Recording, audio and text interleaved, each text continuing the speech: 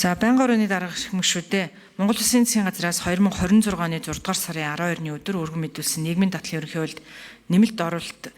нэмэлт өөрчлөлт оруулах хуулийн төсөл болон хамт өргөн мэдүүлсэн хуулийн төслүүд улсын хурлын Б түвшин нарын 41 гишүүн 2025 оны 5 дугаар сарын 9-ний өдөр өргөн мэдүүлсэн нийгмийн даатгалын ерөнхий хуульд нэмэлт өөрчлөлт оруулах хуулийн төсөл улсын хурлын гишүүн А Ариун Зай нарын 8 гишүүн 2026 оны 6 дугаар сарын 4-ний өдөр өргөн мэдүүлсэн нийгмийн даатгалын ерөнхий хуульд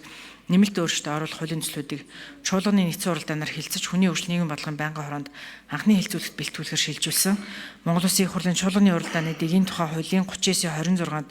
нэг асуудлаар 2 ба түүнээс дээш хуулийн төсөл өргөн мэдүүлсэн бөгөөд хууль санаачид нэгтгэн хэлцгийг зөвшөөрсөн бол байнгын хороо тэдгээрийг анхны хэлцүүлгийн шатанд нэгтгэн нэг төсөл болгож байнгын хорооны санал дүгнэлтийн хамтаар нэгдсэн хуралдаанаар хэлцүүлгийн заасны үндслэн засгийн газар болон дээр дурдсан гишүүдэд санаачлан өргөн мэдүүлсэн хуулийн төслүүдийг нэгтгэн байнгын хороо болон нэгдсэн хуралдааны хэлцүүлэгт бэлтгэх үүрэг бүхий ажлын хэсгийг улсын хурлын даргын 2026 оны 6 дугаар сарын 23-ны өдрийн 279 дугаар захирамжаар улсын хурлын гишүүхээ булган таягаар ахлуулж улсын хурлын гишүүн Ц Баатар Хуур Батуулд С Зүлхгар С Одон Туяа Г Уянгашиг Г Хосвайр Б Хэрлэг С Ирбэнбат нарын гишүүдийн бүрэлдэхүүнтэйгээр байгуулсан ажлын хэсэг 2026 оны 6 дугаар сарын 26-28-ны өдрүүдэд нийгмийн даатгалын үндэсний зөвлөл Монголын үйлдвэрчний эвлэлийн холбоо Монголын үндэсний худалдаа аж үйлдвэрийн танхимтай өргөн өрөөний уулзалтад